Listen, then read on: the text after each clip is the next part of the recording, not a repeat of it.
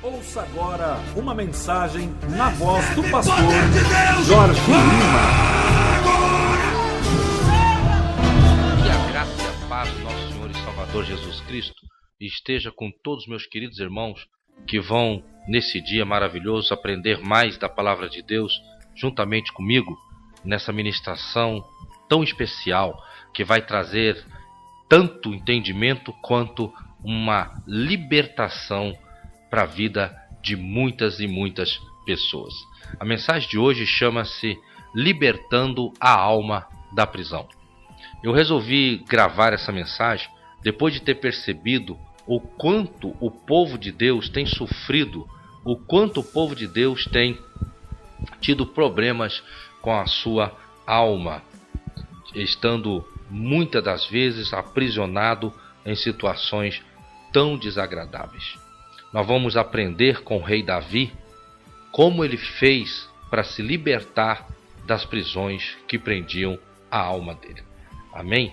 Então você fique ligadinho que nós temos uma palavra maravilhosa para você no nome do Senhor Jesus Cristo. Vamos abrir as nossas Bíblias no livro de Salmos 142 e vamos ler o verso 6 e o verso 7. Salmo 142, verso 6 e verso 7. Atende ao meu clamor, porque estou muito abatido. Livra-me dos meus perseguidores, porque são mais fortes do que eu. Tira minha alma da prisão, para que eu louve o teu nome. Os justos me rodearão, pois me fizeste bem. Meu querido irmão, observa que nesse texto que foi lido, que o salmista Davi estava pedindo para que o Senhor o socorresse, o livrasse dos inimigos e livrasse a alma dele da prisão. Muitos estudiosos acreditam que Davi escreveu esse salmo quando ele estava fugindo, possivelmente, do rei Saul. Interessante que você analisando, você vai pensar assim, mas como que um homem que matou um gigante, um homem tão poderoso, um homem como Davi, que mata um gigante, pode estar fugindo agora de um outro homem aparentemente inferior ao gigante que ele enfrentou? Meus irmãos, na verdade, o que acontece é o seguinte: a mente de Davi pensava da forma correta em respeito ao rei Saul. Quando ele enfrentou Golias, ele mesmo disse que o Golias não tinha a marca de Deus. Então Golias, ele era um incircunciso, um homem sem marca de Deus. Davi poderia enfrentá-lo de uma forma muito agressiva, e foi o que ele fez. No entanto, com o rei Saul, embora o rei Saul estivesse tão errado, o Davi não tinha nenhuma condição de se levantar contra o rei.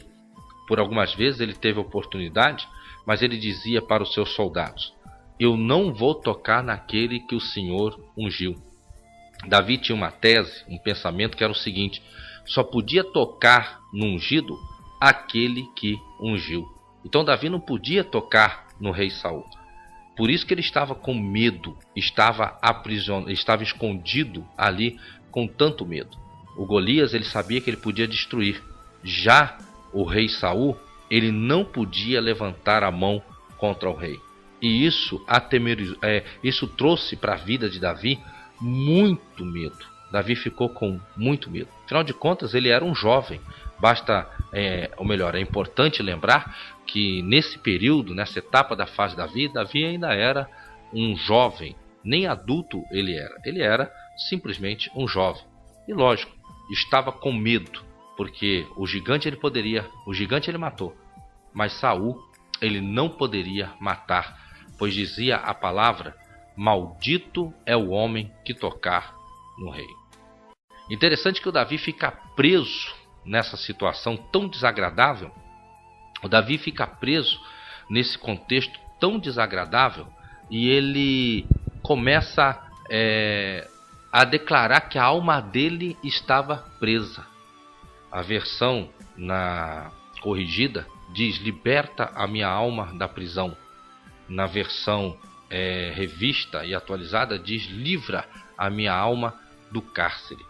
Bom, ele aqui declara que a alma dele estava preso. Estava preso. Como entender isso? Um homem segundo o coração de Deus, um homem que louvava profundamente para o Senhor, um homem que enfrentou o mal e mostrou tanta habilidade contra os inimigos, agora declarando que a alma dele estava presa. Para você entender bem a respeito de aprisionamento na alma, eu preciso que você entenda primeiro a respeito de espírito e alma, porque são duas coisas bem distintas. Na verdade, nós somos um espírito, possuímos uma alma e habitamos dentro de um corpo. Espírito e alma são duas coisas muito distintas.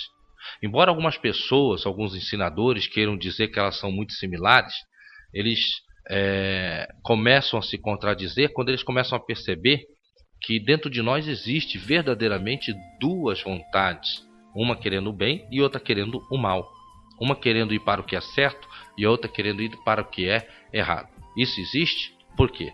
Porque nós temos algo que parte, um desejo que parte do espírito e um desejo que parte da alma. Ora, para você entender melhor, tudo aquilo que é bom, tudo aquilo que é correto, é o desejo que vem do nosso espírito. Aquele que estava morto, desligado de Deus, porque a palavra morte no original significa separado, desligado. O espírito do homem ficou desligado de Deus por causa do pecado. Através do batismo, o espírito do homem ele é religado a Deus, ele é trazido de volta a Deus. E foi o que acontece. Foi o que aconteceu e é o que acontece com todos aqueles que se batizam. Porém, a alma, ela é também chamada de o homem natural. O homem natural é a alma. Todos nós temos uma alma, que é considerado como se fosse a nossa mente, capacidade de raciocinar, capacidade de trazer um intelecto, mas tudo que gera em torno da nossa natureza humana. A palavra alma ela não aparece no originais gregos. Aparece a palavra psique, que quer dizer mente. Mas entendemos, em todo o contexto bíblico, que mente, pensamentos, alma, intelecto são as mesmas coisas. Tudo se refere à alma. Tudo é a alma. Isso quer dizer que a nossa alma ela não nasce de novo. Ela apenas precisa ser renovada a todo momento, como diz o livro de Romanos, capítulo 12. Que nós temos que não nos conformar com esse mundo, com esse século, mas transformar a nossa mente, renovando ela segundo a palavra de Deus. Meu irmão, Paulo escreveu em Romanos capítulo 7, lá na altura do verso 20 em diante: com meu espírito eu tenho prazer na lei de Deus, mas encontro na minha carne outra lei que peleja contra a minha vontade do espírito. Paulo estava falando sobre a vontade que vinha da alma dele, descrevendo claramente em Romanos capítulo 7 que dentro dele existia a vontade que o espírito estava tendo e a vontade que a alma, o homem natural dele, estava tendo. Ele estava declarando que havia uma luta dentro dele, do homem espiritual com o homem natural. Davi era um homem cheio de Deus no espírito. No entanto, no homem natural dele, Davi estava amedrontado. Davi estava intimidado. E assim são muitas pessoas nos dias de hoje. Eles ficam lá insistindo, vão para a igreja, fazem campanha, não perdem culto, participam de tudo, mas você percebe que ainda existe alguma área na vida deles que está preso. Ainda existe alguma área na vida deles que eles ainda estão aprisionados. Por que isso acontece?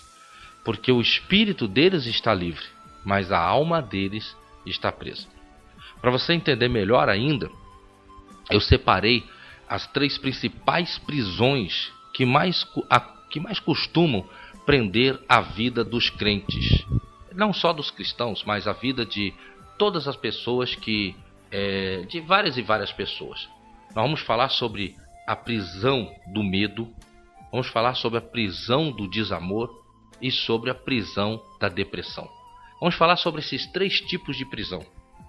Olha, eu levantei esses 3 tipos de prisões na alma, porque depois de ter feito uma análise no meio das pessoas que eu tenho conhecido e tenho convivido no meio cristão, interdenominacionalmente, eu percebi que as prisões que mais têm prendido as pessoas, cristãs e não cristãs, todas elas se resumem dentro de uma dessas três. Por isso nós vamos ver agora paulatinamente, uma após uma. Como não poderia deixar de ser, a primeira é respaldada dentro do próprio texto, libertando a alma da prisão do medo. A prisão do medo. Eu quero trazer um rápido ensinamento para você sobre medo, para que você grave isso no seu coração e na sua mente de uma vez por todas. É muito simples de entender, não tem nenhuma complicação, é algo muito fácil de ser entendido, depende apenas que a pessoa queira de fato compreender esse mistério. Observa só essa coisa. O medo é algo que não existe no dicionário de Deus. Deus não projetou medo para a raça humana. Não existia no homem, não existia de Deus para o homem o sentimento de medo. O medo foi trazido para a raça humana, incutido na natureza humana junto com o pecado. Assim como Deus não tinha um projeto de pecado para o homem, mas isso foi incutido na natureza humana por causa da desobediência, o medo é a mesma coisa. Primeira vez que a palavra medo aparece na Bíblia é quando Deus pergunta para Adão aonde ele estava. E ele disse que estava escondido porque estava com medo. Quando Adão comeu da árvore do conhecimento do bem e do mal, juntamente com essa árvore, com esse fruto que ele comeu, foi desvendado aos olhos de Adão e trazido, olhos espirituais, e trazido para a vida de Adão, bem como de lá passou para toda a raça humana, o pecado e também a naturezas que pertenceriam à humanidade daquele momento em diante. E entre tantas naturezas ruins, a natureza do medo veio junto. Ora, todas as pessoas têm medo. O medo agora faz parte da natureza humana. Se você pegar um traficante, um bandido perigoso, e perguntar do que ele tem medo, eles vão dizer que eles têm medo de que alguém assassine a mãe dele, que não tem nada a ver com a vida errada, de que alguém estupre as filhas deles, que não tem nada a ver com a vida dele errada. Então, o pior dos bandidos tem medo. As piores pessoas que podem ser conceituadas como pessoas ruins de coração, elas também têm medo. Todas as pessoas têm medo. Olha, sendo dessa forma, entende-se que o medo está na natureza humana. É importante ressaltarmos duas coisas. Primeiro, o medo então se tornou algo infelizmente comum para o ser humano, por causa da sua corrupção. No entanto, é muito importante nós declararmos o seguinte: ele se tornou desta forma, mas existe o medo tóxico. Tem o medo comum, o medo normal, vamos assim dizer, e tem o medo tóxico. O medo comum, ele até nos protege. Olha, a pessoa ela não quer mergulhar no rio, e alguém diz assim: por que, rapaz, você está com medo? Mergulha logo. Ele diz: não, estou com medo mesmo, eu não conheço esse rio, não conheço esse lugar. Pode ser que essas águas sejam muito fundas, a correnteza é muito forte e me leve. Então o medo acaba trazendo uma certa proteção. A pessoa pede para alguém mexer no fio descascado, fio de energia que está descascado, e a pessoa diz assim, a outra pessoa diz: não vou mexer não, esse fio está descascado. Eu posso levar um choque aí e ficar grudado nesse fio. Ora, de fato, meu irmão, ele não vai mexer por quê? Porque o medo acabou trazendo uma certa proteção para ele. Deus é tão maravilhoso que Deus não deixou a bola toda para o diabo, não. O que ele fez? Ele pegou algo que o diabo incutiu na natureza humana, que é o medo, mas Deus foi convertendo isso em uma coisa boa. O medo natural, o medo normal, traz uma certa proteção para a pessoa. Olha, eu não vou passar de noite naquela rua porque aquela rua é perigosa. Acontece ali algumas coisas erradas ali. A pessoa, alguns assaltos, algumas violências. Então eu vou estar vigilante e não vou passar ali. O medo acaba trazendo uma certa proteção. Agora, o medo aprisiona a alma da pessoa. O medo aprisiona o homem, a mente natural da pessoa. O medo aprisiona a alma da pessoa e se torna algo maligno quando ele é um medo que podemos chamar de medo tóxico. Existem os dois tipos de medo, o natural e o medo tóxico. O medo natural, ele acaba te trazendo algum benefício. Deus converteu isso até em algo bom para nós. Mas o medo tóxico, esse tem que ser combatido. Esse precisa ser combatido de uma forma muito direta, de uma forma muito forte. Por quê? Porque o medo tóxico, ele pode fazer a pessoa negar a fé dele. Ué, tá ficando maluco, pastor? Não, não estou. O medo tóxico é aquele que a pessoa não teria motivos para ter medo, mas ela tem. É aquele que a pessoa não teria razão nenhuma para ter medo daquilo. É ter medo de coisas que nem sequer teria alguma razão de ser, de se ter medo daquilo. O medo tóxico leva a pessoa a um desequilíbrio. Por exemplo, uma pessoa que ela vive tendo medo, que ela tem medo de tudo, tem medo de todos, se alguém colocar uma arma na cabeça dela e mandar ela negar Jesus, ela nega. Por quê? Porque ela está envolvida com medo tóxico. Ela não tem equilíbrio sobre a vida dela, ela não tem domínio sobre a vida dela. Então aquele medo domina ela de uma forma extraordinária e totalmente negativa. Agora, como que o medo pode ser incutido profundamente na pessoa? Olha, eu separei aqui algumas formas para você poder entender bem isso. Daqui a pouco nós vamos aprender como combater isso. Mas primeiro, nós vamos ver aqui algumas coisas interessantes. O medo, ele pode ser incutido com mais força na pessoa, ele pode ser ressaltado lá desde o ventre materno, quando a pessoa ainda estava em formação. Quando um feto está sendo formado, ele é formado por sentidos.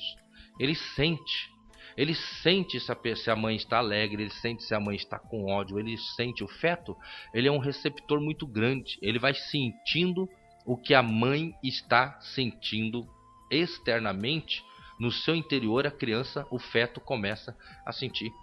Então, se a mãe está com medo de ser abandonada porque o seu companheiro não queria a gestação, se a mãe está sendo agredida emocionalmente, moralmente, fisicamente, e ela tem medo do seu companheiro por causa dessas agressões, todo tipo de medo que a mãe vai tendo na gestação vai passando para o feto.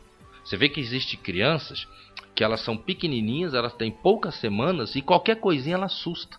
Ela não consegue dormir direito, ela chora muito, qualquer coisinha assusta ela. Você vê que tem crianças que você vai brincar com ela, tem lá 3, 4 aninhos, qualquer coisinha ela assusta e começa a chorar. Por quê? Porque quando ela estava em formação, ainda no ventre da mãe, ela já estava tendo a sua alma aprisionada pelo medo. Aí você vai dizer assim, pastor, mas peraí, isso aí é maligno, hein? Exatamente, meu irmão, é algo muito maligno. Nascer já com a alma presa no medo é algo estúpido, mas acontece aos milhares, Como é que resolve uma situação dessa? Como é que se liberta uma alma da prisão nesse contexto?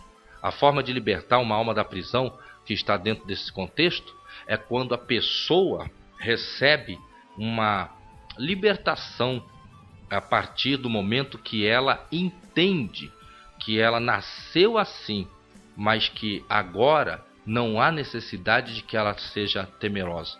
Não há necessidade de que ela seja exagerada com os seus medos. A segunda forma mais comum pela qual o medo pode ser introduzido, incutido fortemente na pessoa, é através de se ter tido uma infância, aí já não mais na formação em feto, mas já na infância, né?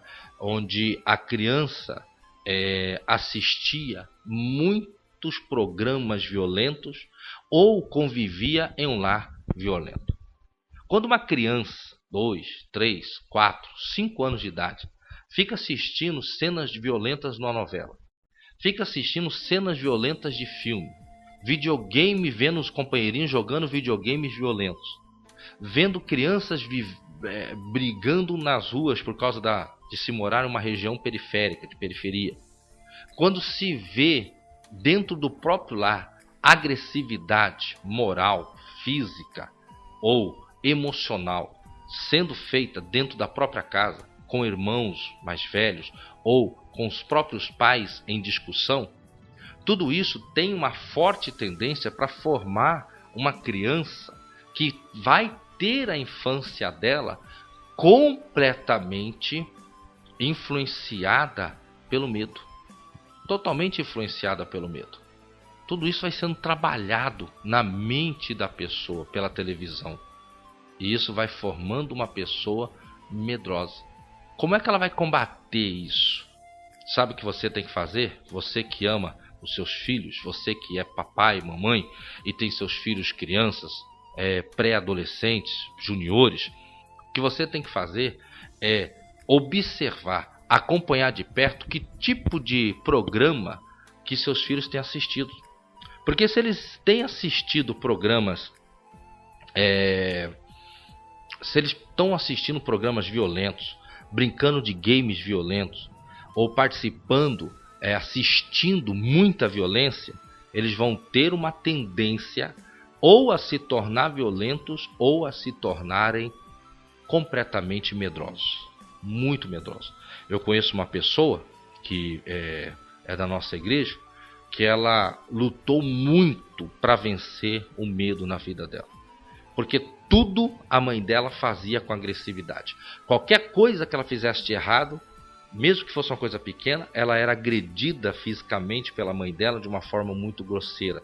Ela acostumou ver na sua casa, quando criança,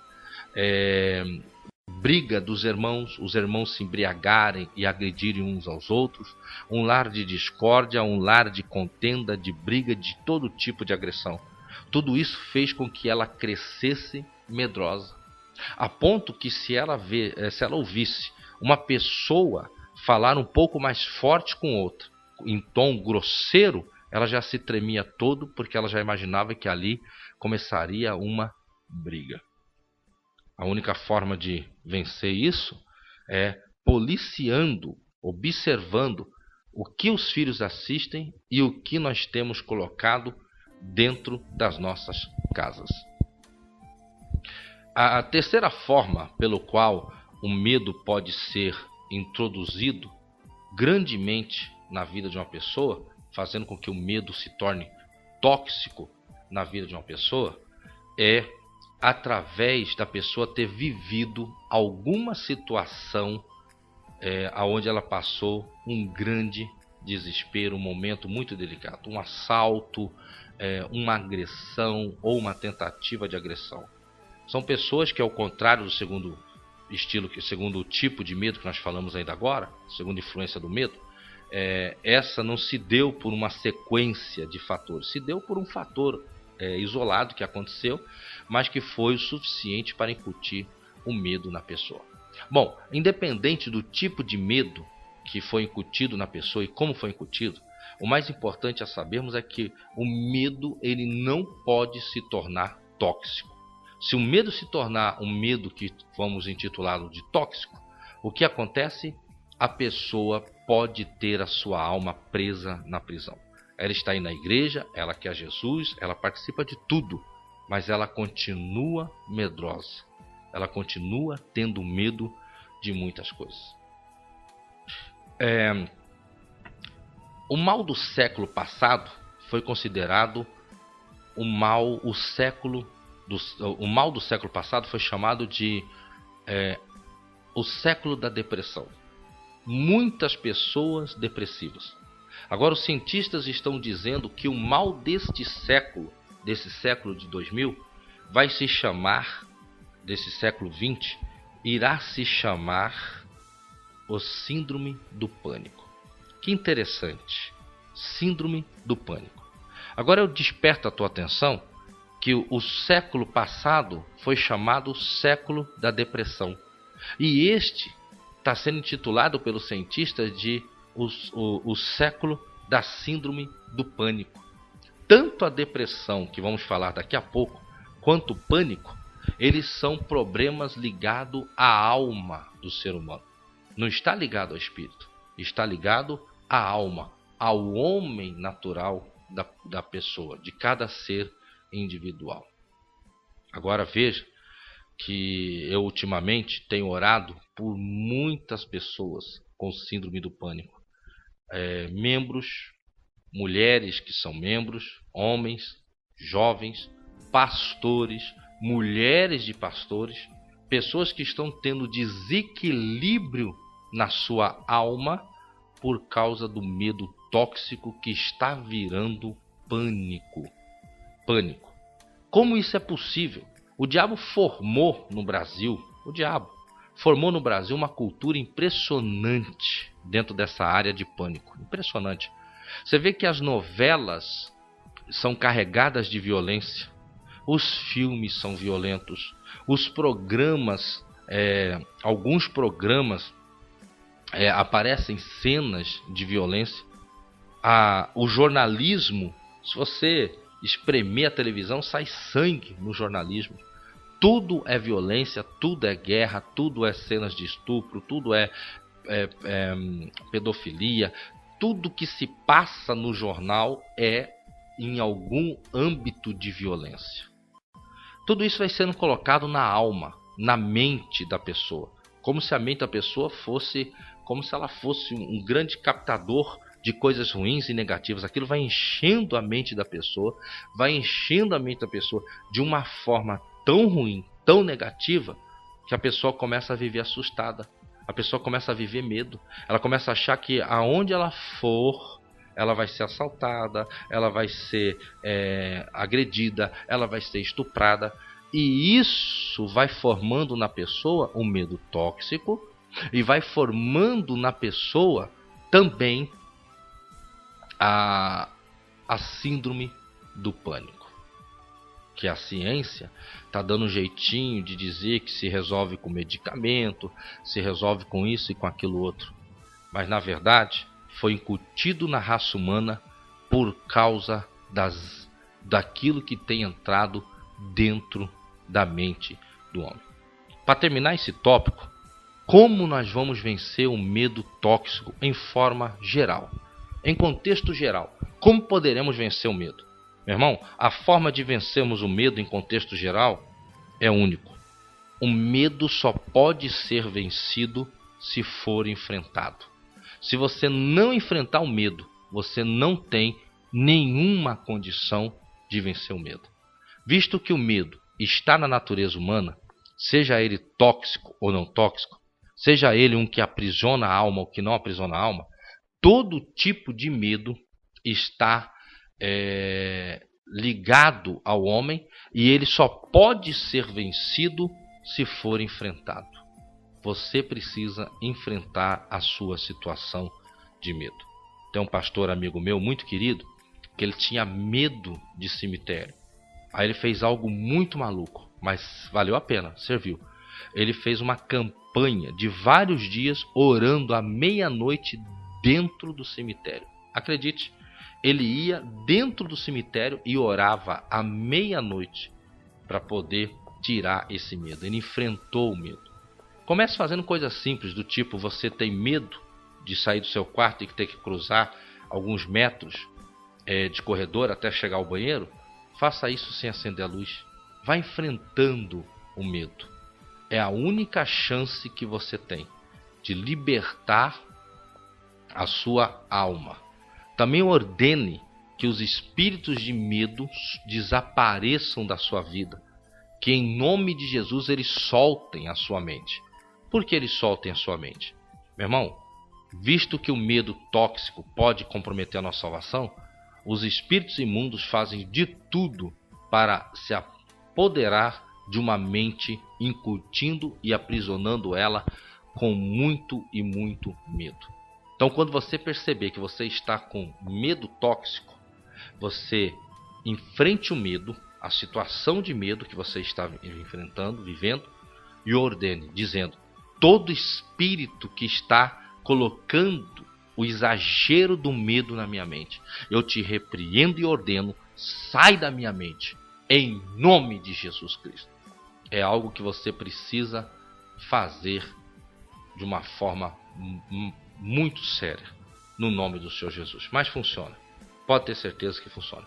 Lembre aquele que está em você é mais poderoso do que qualquer situação adversa, é mais poderoso que qualquer inimigo, seja ele quem for. Davi ficou na prisão, mas um pouco depois ele saiu dali, daquela prisão do medo. Ele não se permitiu ficar preso ali por muito tempo. Você pode até passar por algumas situações de medo. Você pode até, como o rei Davi, passar alguns momentos de aprisionamento na sua alma por causa do medo. Mas não permita que essa prisão seja permanente. Quebre as cadeias e saia da prisão do medo. A segunda prisão que costuma prender a alma de muitas pessoas é a prisão da alma na questão do desamor. O fato de uma pessoa ter sido traída por alguém que amava, ter sido enganada, prejudicada por alguém, pode, se não for observado, gerar na vida da pessoa um aprisionamento no desamor. Por ela ter sido frustrada, decepcionada, enganada, traída, ela pode encher o seu coração de mágoa, ódio, rancor, ressentimentos, raiva e muitos outros sentimentos negativos que vão nada mais, nada menos do que prender a alma dela no desamor. Ora, o diabo conhece toda a Bíblia, ele não conhece a revelação, mas a letra ele conhece toda. E ele sabe que uma pessoa que não libertar a alma da prisão do desamor, essa pessoa não terá como ser salva. Porque mágoa, ressentimento, rancor, ódio, raiva, tudo isso são sentimentos destrutivos, tudo isso são sentimentos que expressam uma única coisa: a falta de perdão. A falta de perdão. E tantas pessoas estão dentro da igreja, sorrindo, brincando, aparentando estar bem com todos, mas lá no seu coração existe situações que não estão sendo tratadas e a sua alma continua preso no desamor. A Bíblia conta de um homem chamado José, que quando era novo, jovem, foi vendido pelos seus próprios irmãos. José sofreu vários tipos de agressão. Ele sofreu a agressão verbal dos seus irmãos que o agrediram verbalmente. Ele sofreu uma agressão emocional, porque os seus irmãos, depois de terem agredido também ele fisicamente para segurar ele na marra e colocar ele dentro da cisterna, os seus irmãos agrediram ele emocionalmente. Ele sofreu vários tipos de agressões. Pouco tempo depois, ele foi agredido moralmente pela mulher de Potifar. Apesar de tudo isso, o que o José fez? Ele se recusou ficar preso na alma. Ele se recusou ter a alma presa pelo desamor. Ele não alimentou mágoa, ódio, rancor, ressentimento dentro dele. Não, ele não fez isso. Observe que José ele teve 2 filhos. E um desses filhos ele pôs o nome de Manassés, que quer dizer: o Senhor me fez esquecer. O Senhor fez José esquecer de toda afronta e de toda agressão que fez com que ele tivesse a sua alma presa, ou melhor, que fez com que queria fazer com que sua alma ficasse prisioneira. Meu irmão, é uma coisa interessante que nós temos que ver, que por ter vencido essa situação na vida, por ter vencido essa dificuldade na vida, José se tornou um grande governador. A interpretação que nós podemos ter aqui é algo maravilhoso. Se você se recusar a ter a sua alma presa no desamor por causa das suas frustrações, você vai ser um grande governador espiritual. Então, libere o perdão. Tudo que eu falei aqui que aprisiona a alma no desamor, mágoa, rancor, ressentimentos, tudo está ligado à falta de perdão. Então perdoe. Perdoe o marido que te traiu depois de você ter passado tantos anos sendo fiel a ele, cuidando, lavando, passando, amando, sendo mulher em todos os aspectos. Perdoe aquele namorado que fingiu que te amava e só quis tirar sua virgindade, tirou a sua virgindade e depois foi se afastando de você aos poucos, como se ele já tivesse conquistado o que queria. Perdoe os seus familiares mais velhos, como tio, como padrasto, que na maldade quiseram roubar a sua infância, abusando de você ou te molestando, passando a mão em você sexualmente de uma forma maligna e diabólica. Perdoe os seus filhos pelos problemas que ele tem te causado, pelas drogas que tem usado, pela agressividade por causa da bebida. Perdoe. Tenha um filho espiritual e coloque nele o nome de Manassés. Peça para que o Senhor te faça esquecer. O maior exemplo bíblico de uma pessoa que se recusou a ter a alma presa na prisão do desamor foi o Senhor Jesus. Nós não temos, eu contei aqui de José, tem outros exemplos maravilhosos na Bíblia de homens que não aceitaram ter a alma presa no desamor, mas indiscutivelmente o maior exemplo é Jesus. Foi espancado, foi cuspido, foi agredido de todo que é tipo de agressão e, no entanto, mesmo sem ninguém pedir, ele disse: perdoa-os, Senhor, porque eles não sabem o que estão fazendo. É isso, meu irmão. O Senhor está ecoando com a palavra dele, dizendo: perdoa. Perdoa, porque como está escrito em 2 Timóteo, capítulo 2, ou melhor, Tiago, capítulo 2, verso 13, não haverá, Tiago, tá? Capítulo 2, verso 13, não haverá misericórdia para quem não tem misericórdia. E a misericórdia triunfa sobre o juízo. Não haverá perdão para quem não perdoa. Então não permita que o seu coração, que a sua alma seja presa no desamor.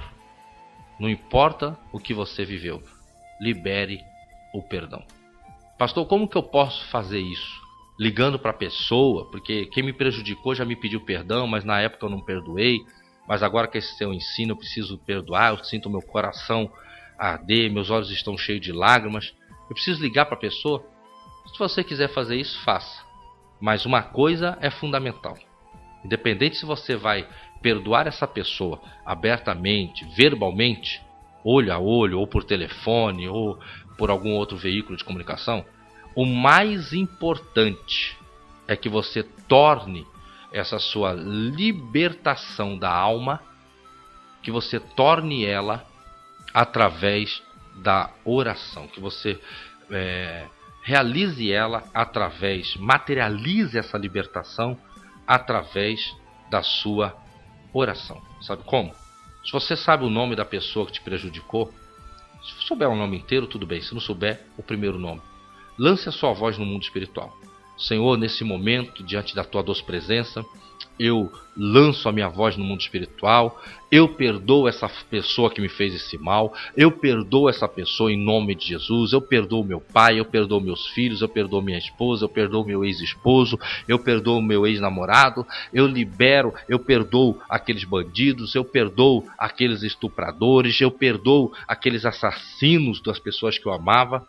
Libere essa voz no mundo espiritual, chamando a pessoa pelo nome, ou melhor, declarando o nome da pessoa no mundo espiritual. A sua voz vai entrar no mundo espiritual e vai quebrar as cadeias que prendiam você, a sua alma, no desamor. Você vai começar a se sentir leve, você vai começar a se sentir cada vez melhor. E quando vier uma lembrança negativa daquela pessoa que te fez mal, quando o diabo tentar te laçar de novo e fazer você acreditar que você ainda não está liberto, você confessa a palavra: eu estou livre em nome de Jesus. Eu liberei perdão para essa pessoa, eu liberei a minha declaração de que eu liberei esse perdão, está declarado no mundo espiritual em nome do Senhor Jesus. Não há outra forma de você libertar a alma do desamor, a não ser libertando ela pela liberação de perdão. faça como José, faça como Davi fez com Absalão, não se permitindo ficar preso num desamor quando seu filho o afrontou. Faça como Jesus, se recuse ser preso no desamor. Lute contra isso. Agora eu quero falar sobre a última prisão, e é algo tão forte que é a depressão. Libertando a alma da depressão. É impressionante o quanto existe cristãos depressivos. Eu, no começo da minha conversão, alguns anos atrás, eu achava encucante isso. Onde já se viu crente depressivo, crente vivendo depressão. Só que depois eu fui conhecendo a palavra de Deus, fui lendo, relendo, ouvindo, novamente ouvindo, e eu comecei a entender melhor sobre a depressão. E eu vi que é comum, veja bem, não é normal, mas é comum cristãos sofrerem de depressão ou passarem por um momento de depressão. A depressão, ela é caracterizada por um abalo emocional. Eu vou tentar trazer para você cientificamente, psicologicamente e espiritualmente o que é depressão, mas de uma forma mais simples. A depressão, ela surge através de abalos emocionais. Pessoas que são abaladas em suas emoções. É bem similar à prisão, aos motivos que geram a prisão do desamor. Lembra que eu falei? Mágoas, ressentimentos, ódio por causa de uma frustração, de uma traição, de um engano. Essas situações também geram o abalo emocional.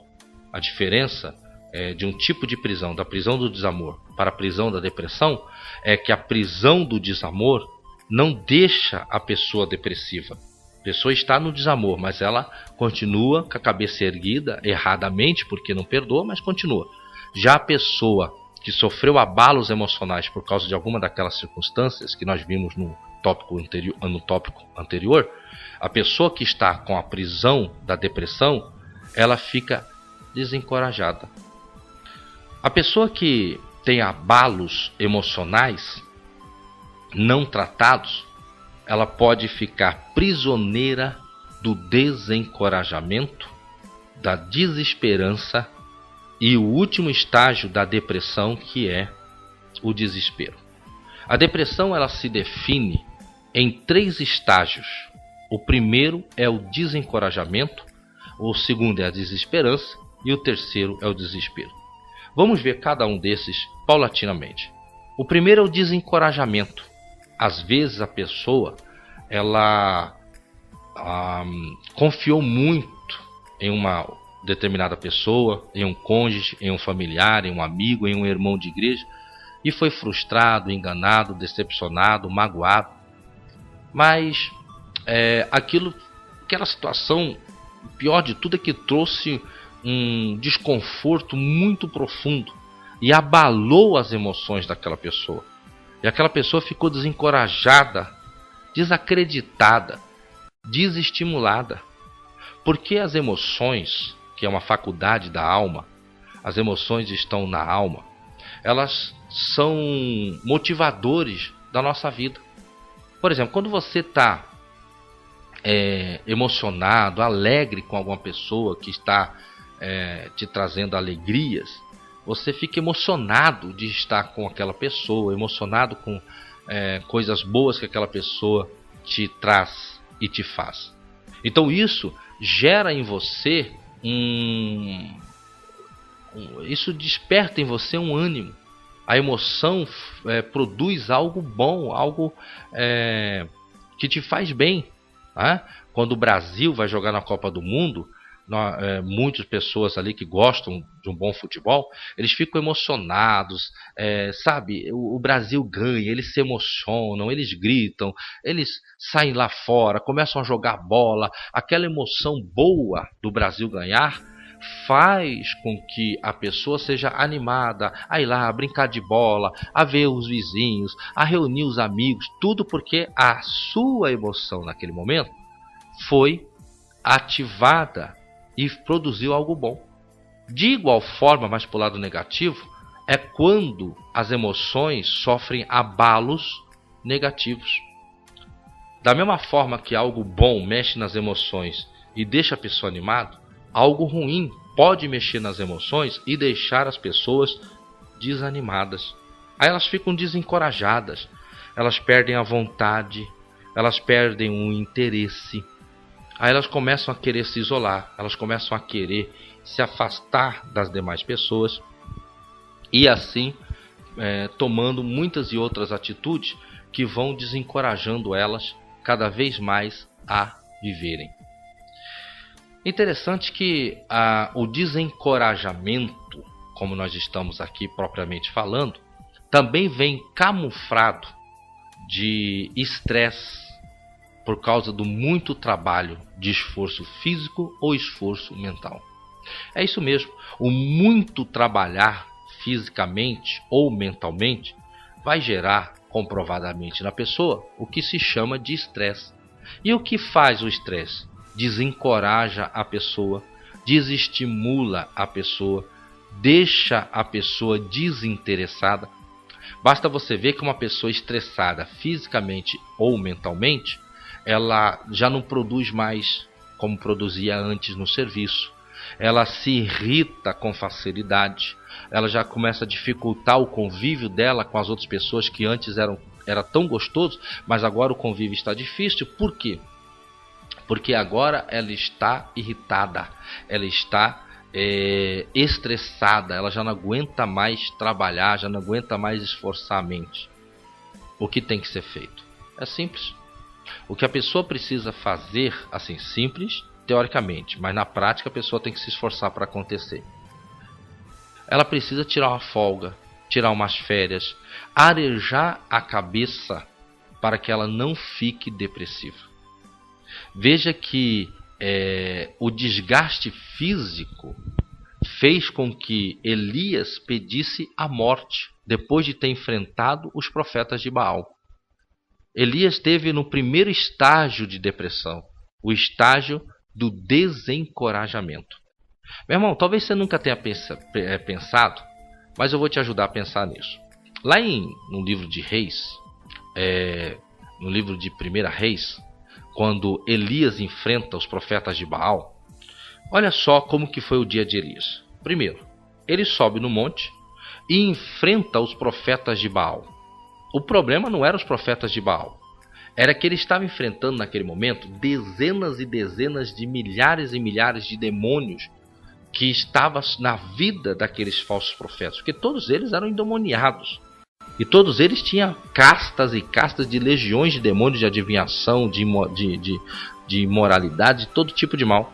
Elias sofre um desgaste espiritual, pois ele enfrenta esses demônios a tal ponto que ele faz o fogo cair do céu. Elias faz o fogo cair do céu. E mesmo com tudo isso, com o sucesso que ele teve, embora os demônios que estavam sobre o monte eram milhares e milhares e nenhum tocou em Elias, contudo o desgaste espiritual dele foi muito grande. Não bastasse o desgaste espiritual, Elias também, ele mesmo teve um desgaste físico muito grande. Porque ele fez o altar, que era o altar de Israel, ele matou o novilho, o boi, cortou em pedaços. Já pensou que você matar um boi, cortar em pedaços e pôr no altar para apresentar como sacrifício? Ele fez as covas ao redor do altar, onde ele pediu para que caísse fogo. Aí ele deu uma descansadinha ali de uma meia hora e pediu para o pessoal jogar uma água naquelas covas que ele fez e jogar água sobre o animal. Ali foi que ele pediu para os outros fazerem, que ele estava meio cansado. Depois ele ora, mais uma peleja no mundo espiritual, cai fogo do céu, ele prende junto com o povo os profetas, ele mata os profetas de Baal, mais desgaste físico.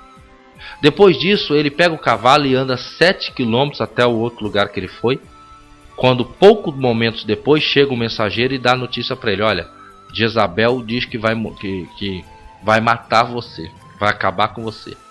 Segundo historiadores, ele pega o cavalo e anda 70 quilômetros a cavalo. Quem anda de cavalo sabe que é cansativo. ainda mais tantos quilômetros. Ele anda 70 quilômetros, é a hora que ele para em um lugar e aí ele está desgastado. Depois do desgaste espiritual, depois do desgaste físico, vem o desgaste emocional. Ele é jurado de morte por uma mulher muito violenta e muito diabólica. Meu irmão, ele não resistiu.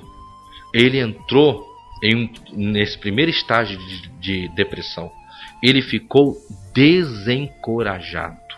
Elias perdeu a coragem. Não tinha mais coragem. Tanto que ele pede para que Deus o matasse. Senhor, basta. Eu não sou melhor do que os meus pais. E Elias então pede a morte para si, como está lá no livro de 1 Reis 19. Aí sabe o que acontece?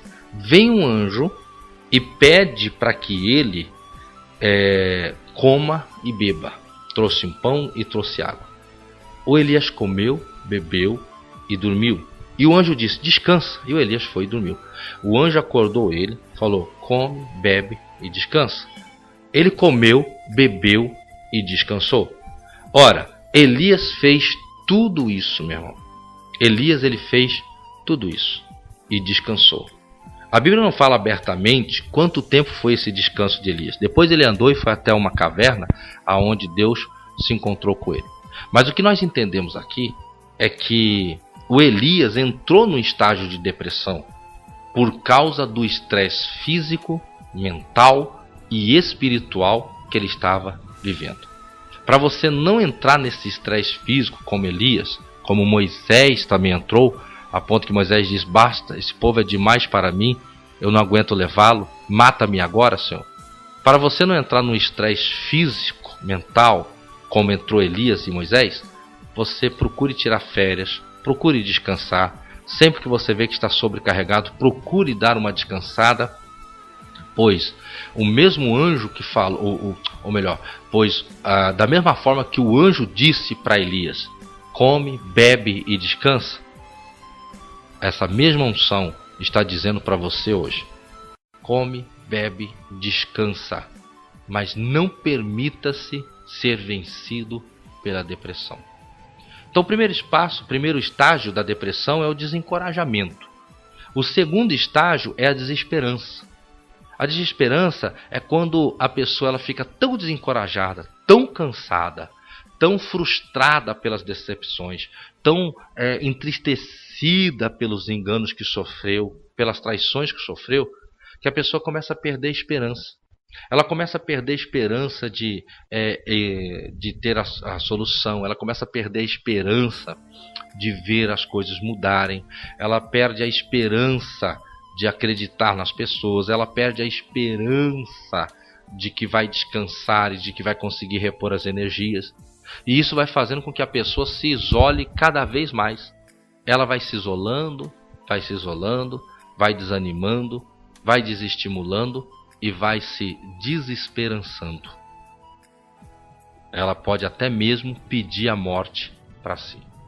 Nesse estágio, a pessoa já não quer mais ver ninguém. Ela não fica muito radical, mas ela também não está muito interessada em conversar. Ela não se isola totalmente como o último estágio que vamos ver, mas ela já começa a ter o seu isolamento. Terceiro e último estágio da depressão é o desespero. Depois que a pessoa não tratou o desencorajamento, não tratou a desesperança, ela entra para o desespero. A pessoa que está nesse último estágio da depressão, aí é diferente dos outros dois estágios. No desencorajamento e na desesperança, a pessoa pede a morte para si, mas ela não tem coragem de se matar. Já no estágio último, que é o desespero, é diferente. A pessoa já tenta se matar. Ela tenta cortar os punhos, ela tenta se enforcar, porque ela não conseguiu vencer o desencorajamento, não conseguiu vencer a desesperança. Então agora ela não vê mais saída mesmo, a não ser a morte. E lógico, é a hora que os demônios se aproximam e começam a soprar na mente da pessoa, no ouvido dela, espiritualmente, começa a soprar, se mata, ninguém te ama, Se te amassem, não fariam isso com você. Ninguém te entende. Se entendesse, não fariam isso com você. É a hora que começam a trabalhar isso na mente da pessoa. E os demônios começam a trabalhar com muita força. A Bíblia diz em Eclesiastes 7, verso 7, que a opressão pode enlouquecer até um sábio. À medida que a opressão vem forte e a pessoa não foge dela, ela pode enlouquecer até um sábio. Então os demônios começam a oprimir a mente da pessoa, a pressionar a alma da pessoa. É como uma pessoa que está presa e os policiais vão lá e batem naquela pessoa. É uma simbologia espiritual, uma analogia. A pessoa está lá com a alma presa na depressão e os demônios começam a bater, a agredir aquela alma daquela pessoa, tentando forçá-la ao suicídio. Como fazer? Como podemos ajudar essas pessoas? Meu irmão, você que está ouvindo essa mensagem e que tem problemas com depressão, o que eu sugiro a você para vencer a depressão, você que está no estágio de desesperança, você que já aprofundou e está no estágio de desespero, você ainda tem solução, você ainda tem uma chance. Primeira coisa que você precisa fazer é ser sincero e dizer para Deus o que disse o salmista. Nesse salmo ele disse: liberta a minha alma da prisão. Em outro salmo, Salmo 41, verso 4, o salmista disse: cura, Senhor, a minha alma. Peça para que o Senhor liberte você, liberte a sua alma da prisão. A Bíblia diz na nova versão, linguagem de hoje, na NVI, nova versão internacional, lá fala: liberta-me do sofrimento. Porque o sofrimento, a depressão é um grande sofrimento. Davi ali estava com medo e também estava depressivo. Ele só não estava com a prisão do desamor, mas ele estava com a prisão do medo e com a prisão da depressão. Ele estava no primeiro estágio ainda. Ele estava desencorajado.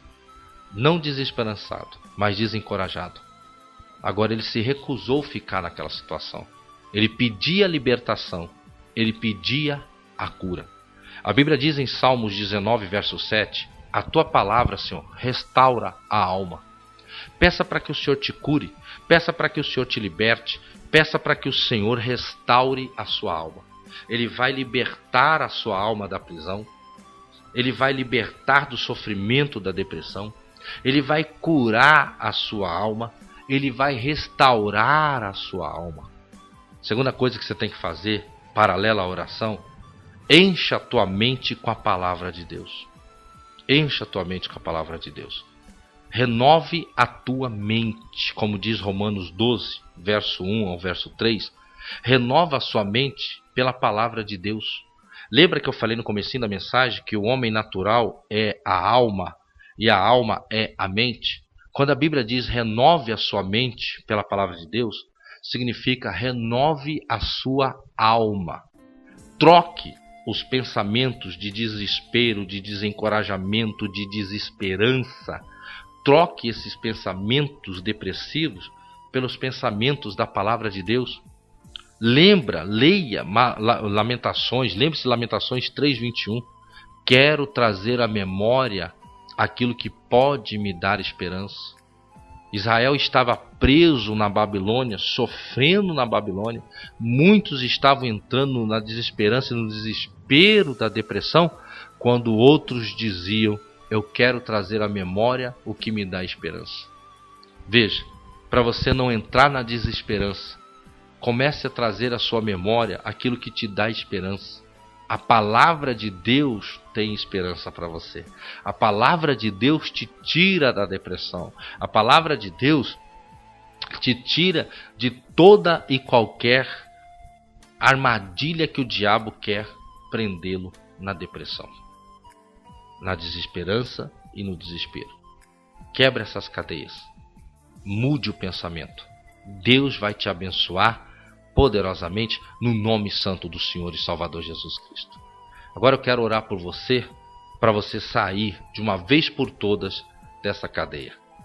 Olha, eu tenho um testemunho maravilhoso para te contar, antes de fazer essa oração. Eu vivi uma experiência de uns 5 anos atrás. Eu ouvi uma mensagem como essa em um CD. Uma mensagem como essa, não nesse conteúdo, uma mensagem sobre um outro assunto. Mas ouvi uma mensagem em CD. E naquela mensagem, Deus falou poderosamente comigo. Era uma mensagem que falava em termos, no conteúdo de prosperidade. E naquele dia, eu interagi com aquela mensagem. Eu recebi a oração que foi feita pelaquele homem. Porque a Bíblia diz em Salmo 139, verso 16, que os nossos dias foram escritos e determinados pelo Senhor. Deus sabe o dia que eu gravei essa mensagem, mas Ele sabe também quem vai ouvir e a hora que vai ouvir e em que circunstância a pessoa vai ouvir. E essa oração vai funcionar como se eu estivesse orando propriamente por você. Como literalmente ela se renova. Essa palavra vai se renovar quando você ouvir ela, seja 5, 10 anos depois que ela foi gravada. E essa mensagem, essa oração vai se renovar também. Naquele dia que eu interagi, que eu declarei a vitória junto com aquele pregador e recebi a oração, mesmo que através daquele veículo, daquele CD gravado, aquele veículo de comunicação, poucos meses depois, mais precisamente 7 meses depois, eu tinha conquistado a minha casa própria. Porque a palavra ali estava falando de prosperidade. A palavra de hoje, que você acabou de ouvir, falou de libertação. E eu quero orar por você. E assim como eu recebi uma vitória por um CD gravado há anos atrás, você vai receber a vitória por essa palavra e por essa oração. Você que tem sofrido com a alma presa no desamor, você que tem sofrido com a alma presa na depressão ou no medo, eu quero orar por você agora. Se possível, feche os seus olhos e eu quero orar por você. Pai Santo e Poderoso, em nome do Senhor e Salvador Jesus Cristo, nesse momento eu oro por essa pessoa que ouviu essa mensagem. E eu repreendo no nome do Senhor Jesus todos esses espíritos que têm prendido a alma dessa pessoa em algumas dessas circunstâncias que foi ministrado. Eu repreendo em nome de Jesus o espírito que tem gerado o medo tóxico. E ordeno, espírito do medo, você que entrou na fase de criança, de gestação, você que entrou pelos programas de televisão, pela violência na sociedade, você que tem entrado por causa de qualquer situação, nós te repreendemos e ordenamos que vocês saiam em nome de Jesus Cristo e que essa pessoa fique livre, que essa pessoa alcance uma libertação, alcance uma transformação em nome de Jesus, que a partir de hoje essa pessoa que sofre com a falta de coragem, que ela enfrente o medo e conquiste a sua libertação. Em nome de Jesus eu oro pelas pessoas que estão presos na cadeia do desamor, pessoas que não conseguiam, sim meu Pai, eu digo que não conseguiam, porque a partir de agora vão conseguir liberar o perdão, vão conseguir liberar o amor, e em nome de Jesus eles vão começar a declarar no mundo espiritual as pessoas que eles têm que liberar o perdão, as pessoas que eles têm que liberar elas no mundo espiritual para que eles também sejam libertos da prisão do desamor. Senhor, em nome de Jesus, convence essas pessoas da palavra que eles ouviram e que isso possa mover com eles e eles possam de toda a sua alma liberar o perdão para quem precisa. Pai Santo, em nome de Jesus, eu repreendo os espíritos de depressão, demônios que têm colocado desencorajamento, desesperança e desespero, espíritos do mal que tentam colocar suicídio, espíritos do mal que tentam matar essas pessoas. Nós te repreendemos, espírito de depressão, espírito do síndrome do pânico, nós te repreendemos e ordenamos que saia, que vocês batam em retirada e que essas pessoas sejam livres no nome do Senhor e Salvador Jesus Cristo. Pai amado, impeça essa pessoa de morrer com depressão, Em nome de Jesus, impeça essas pessoas de se matarem, de se destruírem. E em nome de Jesus, cura a alma delas, liberta a alma delas, restaura a alma delas. Em nome de Jesus Cristo, nós declaramos isso e declaramos a bênção e a vitória. Em nome do Senhor e Salvador Jesus Cristo. Que você tenha a partir de hoje a liberdade, que não seja mais presa ao medo, nem desamor e nem depressão. Em nome do Senhor Jesus. Amém e graças a Deus.